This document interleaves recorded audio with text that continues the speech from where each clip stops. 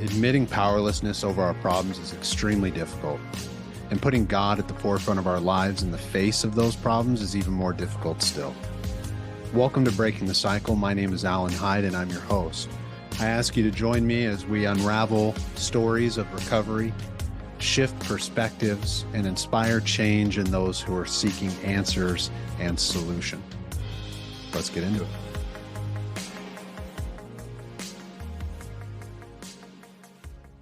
Hey guys, today's reading comes from a book called As We Understood, and we're going to be reading just a quick little paragraph from this book.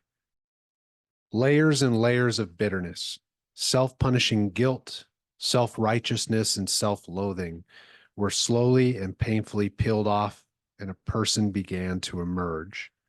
I've heard people in Al-Anon say they got back their self-worth. I had never had any in my life.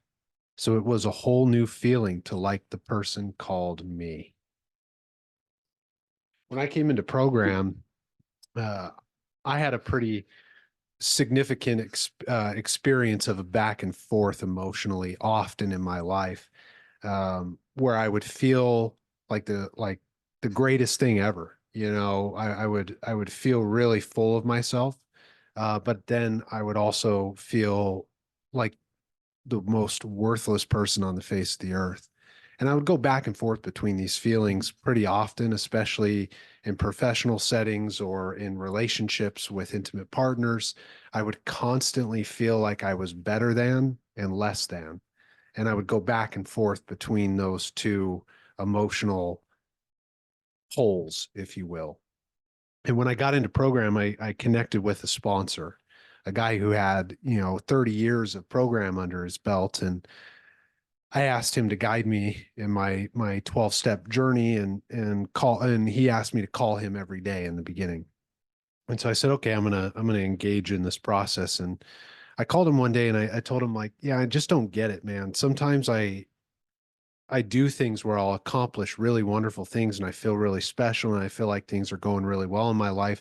And then other times I get up and I feel like nobody cares, that I'm worthless and that nothing I do matters. And he told me a story that I'd like to share with you guys. He says, one day a young man wakes up and he calls his sponsor and he tells his sponsor, I feel like the greatest thing ever. And other times I feel like a worm. See, I feel really special, but I can't kick this feeling. I feel like I'm a worm. And the sponsor responded, maybe you're a really special worm. And I always get a kick out of that story because I think it's true. We're all just human. And through program and turning our lives over to a simple set of structures, we allow ourselves to build self-esteem. And I often talk about this in my clinical practices.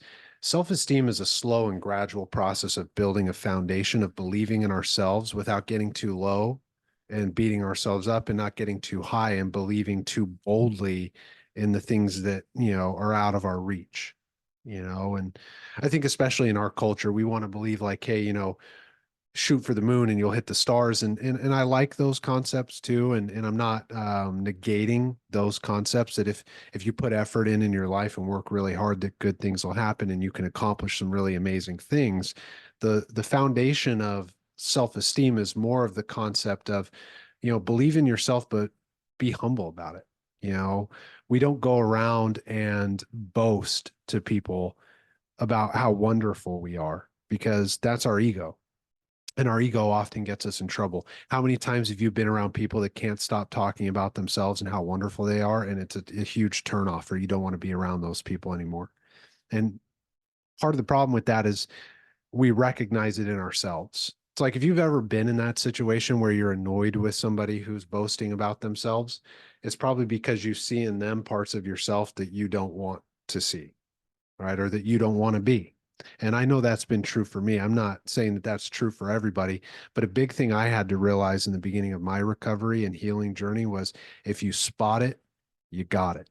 So if I spotted someone who was irritating, oftentimes what I was seeing in them was a reflection of things either that I have done or was currently doing in my behaviors that I didn't like very much. And the same is true when you're around somebody who's constantly self-loathing.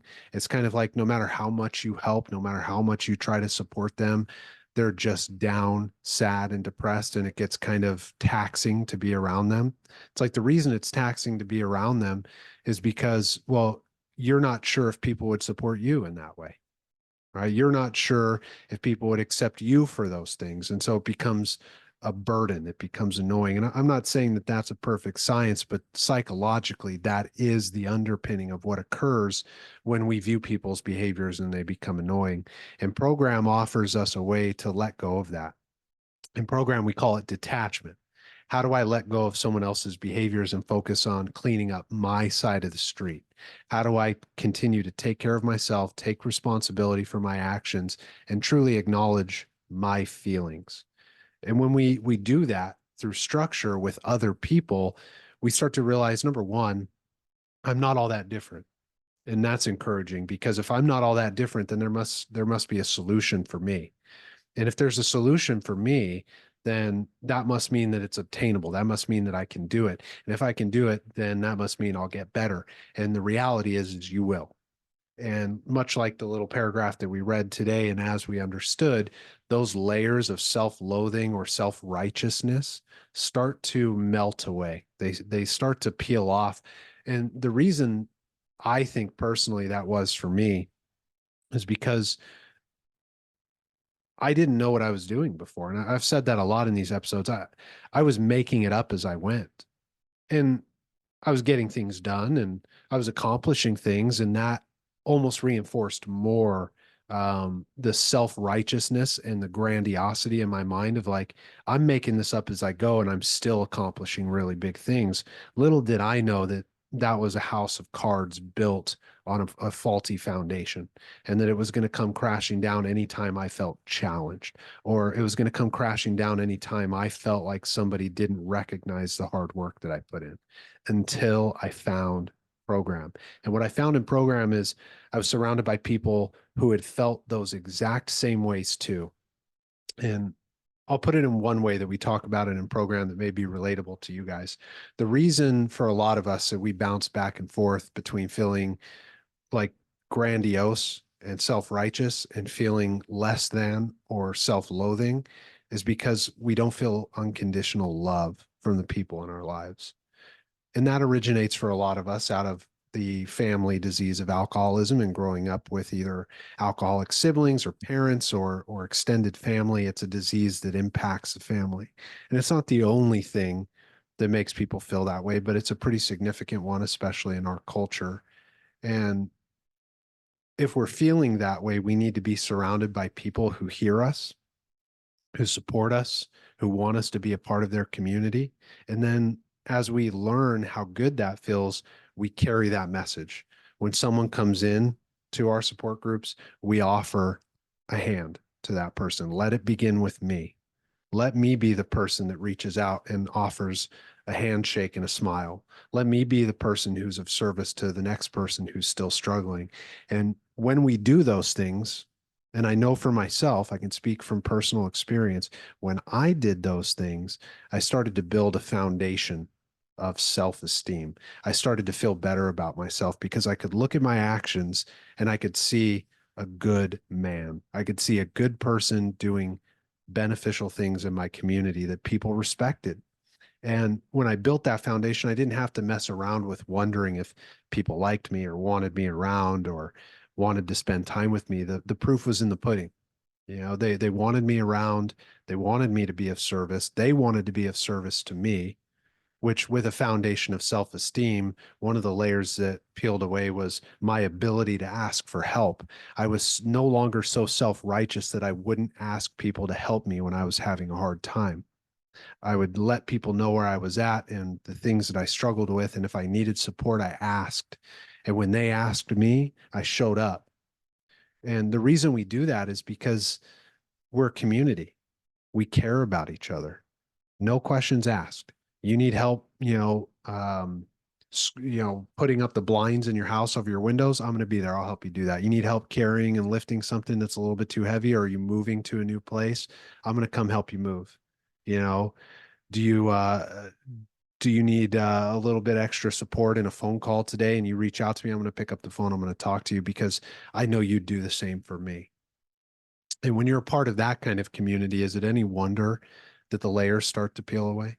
Is it any wonder that we stop wondering if people like us or care about us or love us and want us around?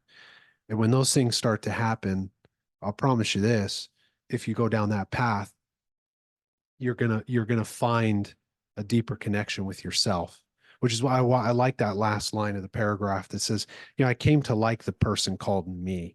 When I wake up in the morning now, I see in the mirror, I see a guy who puts recovery first. I see a guy who cares about his community. I see a guy first and foremost who cares about himself and takes responsibility for himself. And that feels really good.